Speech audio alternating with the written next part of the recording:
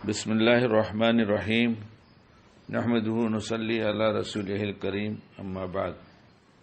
اسلام نے ہر شعبے کے بارے میں رہبری کر دیا ہے۔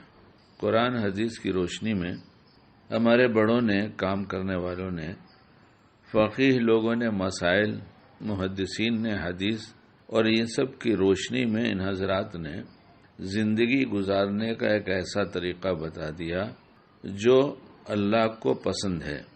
اور اس کے ساتھ ساتھ یہی نہیں کہ وہ اللہ کو پسند ہے اللہ مرنے کے بعد جنت دے گا، ایسا نہیں ہے، بلکہ دنیا میں بھی چین سکون ہوگا اور آخرت میں بھی۔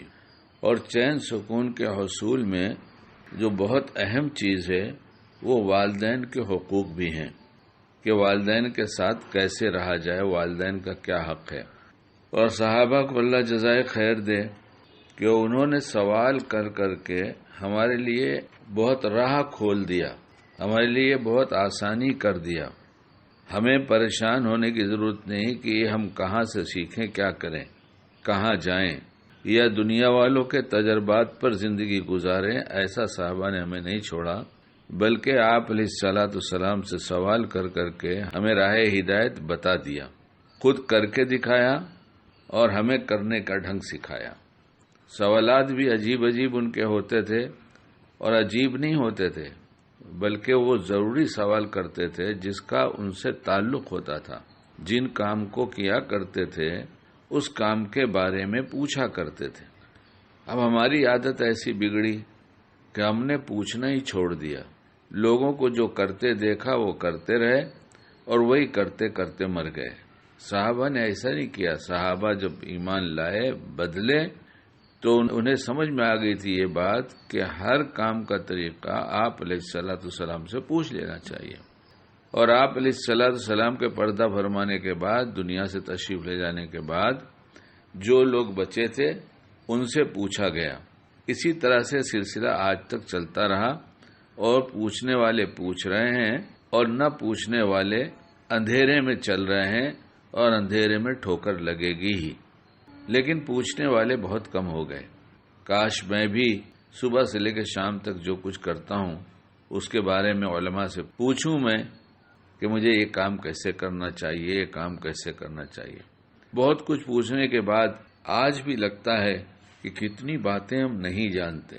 اللہ ان اہل علم کو جزائے خیر عطا فرمائے جو دنیا سے گئے، ان کے درجات بلند فرمائے۔ جو موجود ہیں وہ اپنے علم سے امت کو نفع پہنچائیں، اور ہم ان سے پوچھ کر خود نفع اٹھائیں، اور اپنے گھر والوں کو اور اپنے بال بچوں کو بھی اس علم کی روشنی میں باعمل بنائیں۔ اور صحابہ کے سوال میں ایک سوال یہ ہے کہ حضرت ابو ہریرہ رضی اللہ تعالیٰ عنہ سے روایت ہے کہ ایک شخص نے رسول اللہ صلی اللہ علیہ وسلم سے دریافت کیا کہ مجھ پر خدمت اور حسن سلوک کا سب سے زیادہ حق کس کا ہے؟ کیا بہترین سوال ہے۔ خدمت اور حسن سلوک کا سب سے زیادہ حق کس کا ہے؟ حق ادا کرنا چاہتے تھے، اس لیے حق پوچھا ہے۔ ہماری نیت ادائیگی کی ہے ہی نہیں تو ہم پوچھیں گے کیوں؟ تو یہ سوال جو کیا اس کا جواب سنیے۔ جب پوچھا خدمت اور حسن سلوک کا سب سے زیادہ حق کس کا ہے، آپ صلی اللہ علیہ وسلم نے ارشاد فرمایا کہ تمہاری ماں۔ میں پھر کہتا ہوں تمہاری ماں، میں پھر کہتا ہوں تمہاری ماں۔ اس کے بعد تمہارے باپ کا حق ہے، اور اس کے بعد جو تمہارے قریبی رشتہ دار ہیں، پھر جو ان کے بعد قریبی رشتہ دار ہوں۔ اور اس کی تشریح میں کسی اور نے سوال کیا رسول اللہ صلی اللہ علیہ وسلم سے کہ مجھے کس کی خدمت اور کس کے ساتھ اچھا سلوک کرنا چاہیے، یعنی اس بارے میں سب سے زیادہ اور سب سے بڑا حق کس کا ہے؟ تو آپ علیہ الصلوۃ والسلام نے فرمایا کہ تمہاری ماں کا۔ انہوں نے پوچھا پھر کس کا حق ہے؟ آپ علیہ الصلوۃ والسلام نے فرمایا تمہاری ماں کا۔ انہوں نے پھر پوچھا اس کے بعد کس کا حق ہے؟ آپ علیہ الصلوۃ والسلام نے فرمایا امک کا، یعنی تمہاری ماں کا۔ انہوں نے اس کے بعد پھر پوچھا کہ ماں کے بعد کس کا حق ہے؟ تو چوتھی دفعہ میں آپ نے فرمایا یعنی ماں کے بعد تمہارے باپ کا حق ہے، یعنی ماں کے بعد باپ کا حق ہے۔ اس کے بعد باقی رشتہ دار جو پہلے اوپر گنائے گئے۔ ان حدیثوں سے یہ پتہ چلا کہ خدمت اور حسن سلوک کے بارے میں ماں کا حق باپ سے زیادہ اور مقدم ہے۔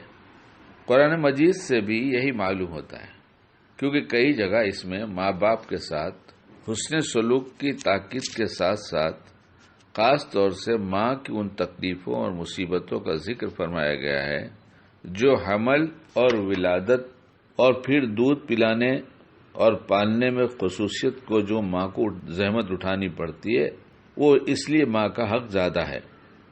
حضرت ابو ہریرہ رضی اللہ عنہ سے روایت ہے کہ رسول اللہ صلی اللہ علیہ وسلم نے فرمایا، وہ آدمی ذلیل ہو، وہ خوار ہو، وہ رسوا ہو۔ عرض کیا گیا، یا رسول اللہ کون؟ یعنی کس کے بارے میں ارشاد فرمایا گیا ہے؟ آپ نے فرمایا، وہ بدنصیب جو ماں باپ کو یا دونوں میں سے کسی ایک کو بڑھاپے کی حالت میں پائے، وہ بدنصیب جو ماں باپ کو یا دونوں میں سے کسی ایک ہی کو بڑھاپے کی حالت میں پائے، پھر ان کی خدمت اور ان کا دل خوش کر کے جنت حاصل نہ کر لے۔ یعنی کس طرح سے فرما رہے ہیں؟ ذلیل ہو، خوار ہو، رسوا ہو۔ کون رسوا ہو جائے؟ بڑھاپے کی حالت میں ماں باپ کو پائے اور ان کو خوش کر کے جنت حاصل نہ کرے۔ ماں کا تو اتنا بڑا رتبہ ہے کہ ایک صحابیہ نے سوال کیا کہ یا رسول اللہ، میری ماں میرے پاس آئی ہے جو کافر ہے اور مشرک بھی ہے، وہ مجھ سے کچھ خواہش رکھتی ہے، یعنی اپنی کوئی ضرورت پوری کرانا چاہتی ہے کہ میں اس کی کچھ مدد کروں، یہ اس کا مفہوم ہے۔ تو آپ علیہ الصلوۃ والسلام نے فرمایا، ہاں اس کی خدمت کرو اور اس کے ساتھ وہ سلوک کرو جو بیٹی کو ماں کے ساتھ کرنا چاہیے۔ اور بہت سی جگہ اور بھی باتیں لکھی ہوئی ہیں، لیکن ہم اپنے بارے میں غور کریں، ہمارا معاشرہ کیا کر رہا ہے، ہمارے معاشرے والے کیا کر رہے ہیں، ہم خود کیا کر رہے ہیں۔ جوان بیٹا ہے، ماں نے سب تکلیفیں برداشت کر کے اسے بڑا کر دیا، اسے شادی کر دیا، اس کے بچے ہو گئے، ایک کمرے میں ماں پڑی رہتی ہے اور ماں بھی بیوہ ہو گئی ہے، باپ نہیں ہے۔ وہ جب اٹھ کر بیٹے کے کمرے کی طرف جاتی ہے تو بہت سے پوچھتی ہے، فلاں کہاں ہے، بیٹا کہاں گیا؟ وہ سمجھ رہی ہے گھر میں ہی ہے، شاید باتھ روم میں گیا ہو یا کہیں کسی دوسرے کمرے میں چلا گیا ہوگا۔ وہ ماں بے چین تھی کہ بیٹے کو دیکھ لے، جواب ملتا ہے کہ وہ تو اپنے کام پر گئے۔ یہ ماں کا دل ٹوٹ جاتا ہے کہ میں تو بے چین تھی کہ جانے سے پہلے ایک نگاہ اسے دیکھ لیتی۔ تو وہ مجھ سے اتنا بھی نہیں کہہ سکتا کہ میں جا رہا ہوں، اجازت لیتا تو میں جی سے خوش ہو کر اجازت دیتی، اسے روکتی تو نہیں، لیکن کیا اس سے اتنا بھی نہیں ہوتا کہ وہ مجھ سے بتا دیتا کہ امی میں جا رہا ہوں؟ وہ ٹوٹے دل کے ساتھ پھر کمرے میں آ کر بیٹھ جاتی ہے۔ لیکن ایسے لڑکے کے بارے میں بھی اس کا جی دکھتا ہی ہے، پتہ نہیں کہاں ہے، کیا کرتا ہے، شام تک اسے بار بار خیال آتا ہے۔ اس خیال کی وجہ سے اسے شام کا انتظار ہوتا ہے، اچھا شام کو آئے گا تو دیکھ لوں گی۔ شام ہوتی ہے، اس کے آنے کا وقت ہوتا ہے اور ماں بار بار کھڑکی کے پاس جا کے دیکھتی ہے، بیٹا آ رہا ہوگا، اب آ رہا ہوگا، اب آ رہا ہوگا، پھر آ کر بیٹھ جاتی ہے کہ ابھی نہیں آیا ہے۔ اس بار بار کے دیکھنے اور اٹھ بیٹھنے کے درمیان بیٹا اپنے گھر آ جاتا ہے اور سیدھے اپنے کمرے میں جاتا ہے جہاں اس کی بیوی اور بچے ہوتے ہیں۔ ماں نہیں سمجھ پاتی کہ وہ آ گیا ہے اور پھر بے تاب ہو کر اٹھ کر پھر جاتی ہے تو دیکھتی ہے کہ وہ اپنے بچوں اور بیوی میں مست ہے، مگن ہے، ہنس بول رہا ہے، اور میں اکیلی گھر میں بیٹھی رہتی ہوں، میرے پاس نہیں آیا۔ اس کا دل ٹوٹتا ہے، وہ اداس ہو جاتی ہے، اور اس اداس ماں کے دل کے ٹوٹنے کا وہ اثر ہوگا کہ ایسے بیٹوں کی زندگیاں برباد ہو جائیں گی، یہ کبھی سکھی نہیں رہ سکتے، نہ ان کی دنیا بنے گی نہ ان کی آخرت بنے گی۔ جس ماں نے 9 مہینے پیٹ میں رکھا، اس ماں کے پاس جا کر جاتے وقت یہ کہنا کہ امی جاؤں میں گھر سے، وہ نہیں روکے گی، وہ سر پہ ہاتھ پھیر دے گی، ہاں بیٹا جاؤ، پھر آ کر پوچھ لینا، پہلے ماں کے آ کے پوچھنا، سلام کر لینا، خیریت پوچھ لینا، اور یہ کہہ دینا کہ میں ذرا ضرورت سے فارغ ہو کر امی حاضر ہوتا ہوں، فوراً آتا ہوں۔ 9 مہینہ پیٹ میں حمل کی حالت میں جو ماں کی حالت ہوتی ہے تو ماں ہی جانتی ہے، اسے کوئی مرد اس کا اندازہ نہیں لگا سکتا۔ ایسی ماں خوش کرنے کے لیے بیٹے کے پاس 9 سیکنڈ نہیں ہے۔ یہ الفاظ بولنے میں کتنی دیر لگتی ہے کہ ماں کے پاس جا کر کھڑا ہو جائے اور کہہ دے کہ امی اجازت ہے میں جاؤں، کام ہے مجھے، اب امی نے سر پہ ہاتھ پھیرا، کہا جا بیٹا، یہ 2 جملے بولنے میں کیا جاتا ہے؟ شیطان نے لوٹ لیا، یہ بھول گیا کہ یہ ہماری ماں نے ہمارے ساتھ کیا کیا ہے، حالانکہ بچے والا ہے، باپ ہے، اس کے چھوٹے چھوٹے بچے کس طرح سے دنیا میں آیا اور اسے کس طرح سے پرورش میں مشقت ہوئی، یہ سب جانتا ہے، لیکن اس کے بعد بھی اتنا غافل ہے۔ ایک جوان کو میں نے، بہت پرانی بات ہو گئی، شاید یہ 50 سال کے آس پاس کی بات ہوگی، 45 سال کی ہوگی، بات بہت پرانی ہے۔ ایک نوجوان کو دیکھا کرتا تھا اور میں بھی جوان ہی تھا، تو اس کے چہرے پہ ایک عجیب سی کشش محسوس ہوتی، تو میں نے ایک دن اس سے پوچھا تم کون سا اچھا کام کرتے ہو جس کا اثر تمہارے چہرے پہ ظاہر ہو رہا ہے؟ اس نے کہا شکیل بھائی میں تو کچھ نہیں کرتا، میں تو کیا اچھا آدمی ہوں، میں تو کوئی اچھا کام نہیں کرتا، اسے بس زندگی گزر رہی ہے تو دعا کرو اچھے کام کرنے والا بن جاؤ۔ پھر چونکہ مارکیٹ میں ہی رہا کرتا تھا جہاں ہم رہتے تھے، دن بھر ہم لوگ کا ساتھ رہتا تھا، وہ اپنی دکان اپنے دھندے میں ہوتا تھا، ہم اپنی دکان اپنے دھندے میں ہوتے تھے۔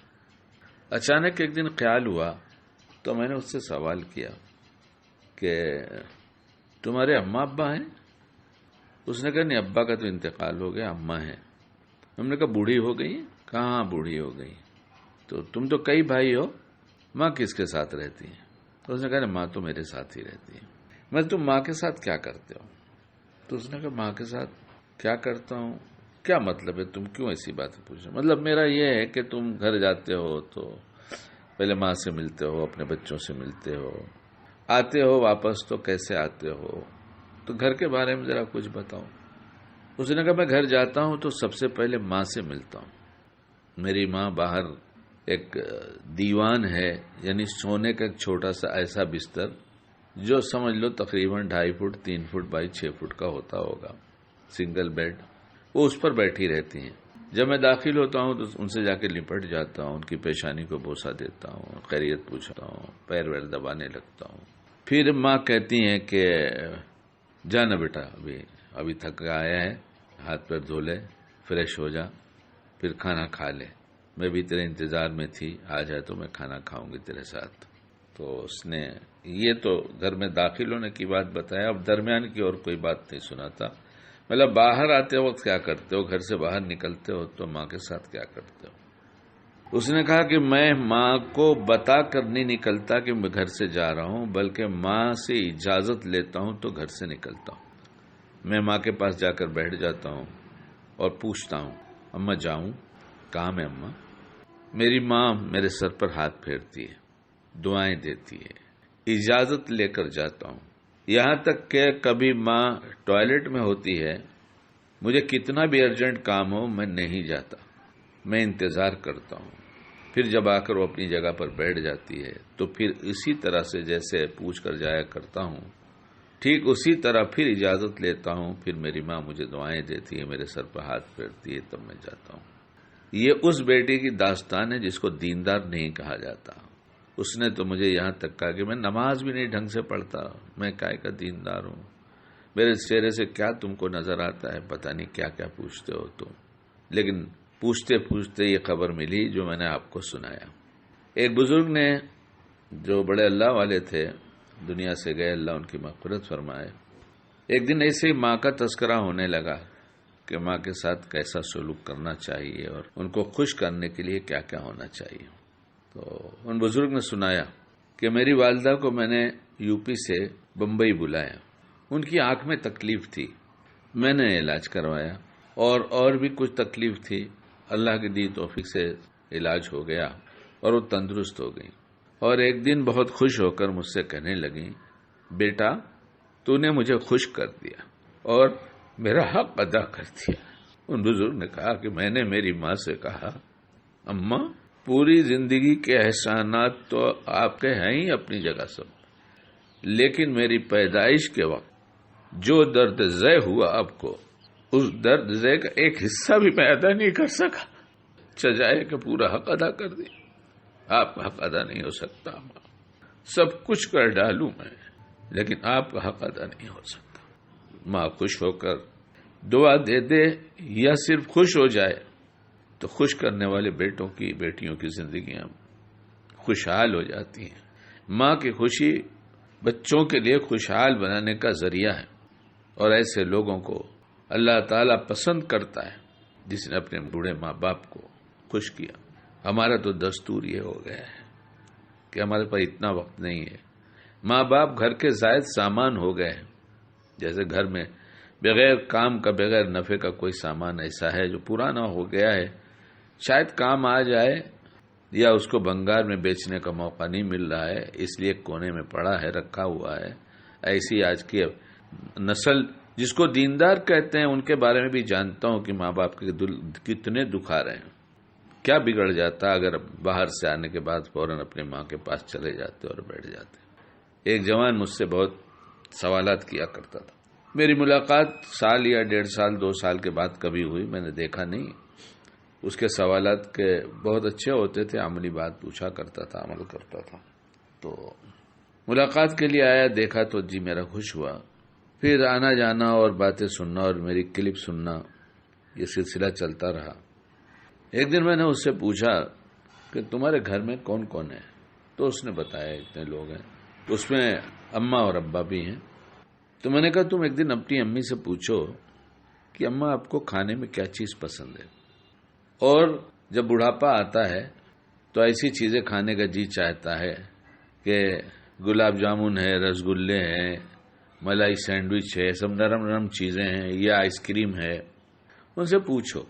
اور جب وہ بتا دیں، جو جلدی تو بتائیں گے نہیں، کہیں گے بیٹا سب کھاتی ہوں، تو سب کھاتی ہوں، نہیں امی کوئی خاص چیز ہو تو بتا دو۔ لڑکے نے پوچھا، ماں نے بتایا مجھے فلاں چیز بہت پسند ہے۔ ہم نے کہا دیکھو بازار سے لا کر کچن میں رکھ مت دینا، اور امی یہ کہیں کہ رکھ دے دسترخوان پہ سب ساتھ میں بیٹھیں گے تو کھا لیں گے، یہ بھی مت کرنا، بلکہ کھانے کی وہ چیز لینا، ایک پیالی میں چمچ لینا اور ماں کے پاس جا کر بیٹھنا، اور یہ کہنا کہ اماں آپ کے ہاتھوں سے تو میں نے بہت کھایا ہے، آج میں چاہتا ہوں میرے ہاتھ سے میں کھلاؤں، اور مجھے یہ کرنے کے بعد بتانا پھر تمہاری ماں پر کیا اثر ہوا۔ تو اس نے جواب میں یہ بتایا مجھے بعد میں کہ جیسے میں نے چمچ میں کھانے کی وہ چیز رکھ کر امی کے منہ میں ڈالا ہے، امی کی دونوں آنکھوں سے آنسو جاری ہو گئے۔ یہ ماں تو اتنے سے خوش ہو جاتی ہے، دل کمزور ہو جاتا ہے، چھوٹی چھوٹی بات پر اس کا دل ٹوٹ جاتا ہے۔ ماں کے دل کے توڑنے والوں، دنیا بھی لٹ جائے گی، آخرت بھی لٹ جائے گی، اور یہی بچے تمہارے ساتھ وہ کریں گے جو تم نے ماں کے ساتھ کیا، بلکہ حالات بدلتے چلے جا رہے دنیا کو، اس سے بھی زیادہ برا کریں گے۔ اس لیے اللہ کے لیے اپنے بوڑھے ماں باپ پر ترس کھاؤ، سوچو کہ ہماری پرورش میں انہوں نے کتنی تکلیف اٹھایا، جتنی تکلیف میری بیوی نے حمل میں اٹھایا ان بچوں کے لیے جو میرے بچے ہیں، اور ان کی پرورش میں جو کچھ خرچ ہوا، اور رات دن میں بھی پریشان رہا، اور اب تک ان کی پرورش میں جو کچھ لگ رہا ہے اس سے کچھ کم نہیں میرے ماں باپ نے مجھ پر لگایا ہے۔ اداس ماں کو چھوڑ کر چلے جاتے ہو اور پھر آتے ہو، پھر اداسی بڑھا دیتے ہو، خدا کو کیا جواب دو گے؟ اور دنیا بھی لوٹے گی، آخرت بھی لوٹے گی۔ اللہ ہمیں ماں باپ کی خدمت کی توفیق دے دے، اور جن کے ماں باپ دنیا سے چلے گئے اب کیا کرے، تو اس کے بارے میں تو کتابوں میں بہت سی باتیں لکھی ہیں، کسی عالم سے پوچھ کر وہ کر لینا چاہیے۔ اللہ تعالی ہمیں ماں باپ کی قدر، اور جتنے رشتہ دار ہیں جن کا جو حق نکلتا ہے، چھوٹے ہوں یا بڑے ہوں، دور کے ہوں یا نزدیک کے ہوں، سب کا حق ادا کرنے کی توفیق عطا فرما دے اور ہم سب سے راضی ہو جائے۔